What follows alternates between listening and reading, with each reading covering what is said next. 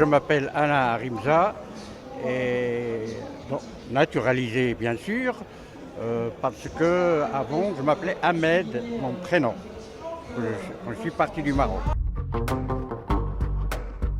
Au début, oui, quand je suis arrivé en 71, avant quand j'étais que de passage en Europe, avec les jeunes, je ne sentais pas ça. Mais le moment où je me suis installé, c'était beaucoup plus difficile que ça, malgré que je connais la langue. euh, C'était un peu, j'étais arrêté presque toutes les demi-heures dans le métro.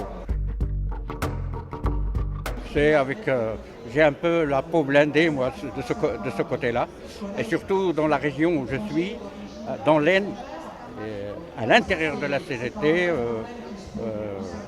j'entends des mots quelquefois, et un peu, oui, il y a beaucoup d'immigrés, il y a beaucoup, voilà. Avec ma vie de militant, j'ai beaucoup plus de bagages que celui qui est raciste. Voilà. Alors ma rencontre avec la CGT, c'était l'alphabétisation, comme j'habitais Saint-Denis. Je me suis donc adressé à l'union locale de la CGT à l'époque, rue Sugère. Et comme il y avait des travailleurs migrants, j'ai prêté donc main forte pour l'alphabétisation des migrants. C'est comme ça la rencontre avec la CGT. Le secrétaire à l'époque, c'était un cheminot, je m'en souviens. Et j'étais très bien accueilli parce que je viens d'abord donner un coup de main à la CGT pour organiser les immigrés. Voilà.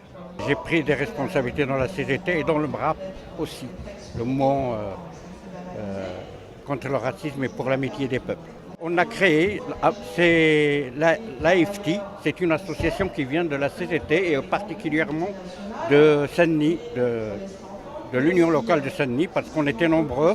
C'était pour faire reconnaître d'abord les travailleurs migrants dans les comités d'entreprise, qui prennent des responsabilités aussi dans le délégué personnel. C'est à partir de là d'ailleurs que beaucoup, ils ont pris des responsabilités chez Pénaroya par exemple, que je connais jusqu'à présent.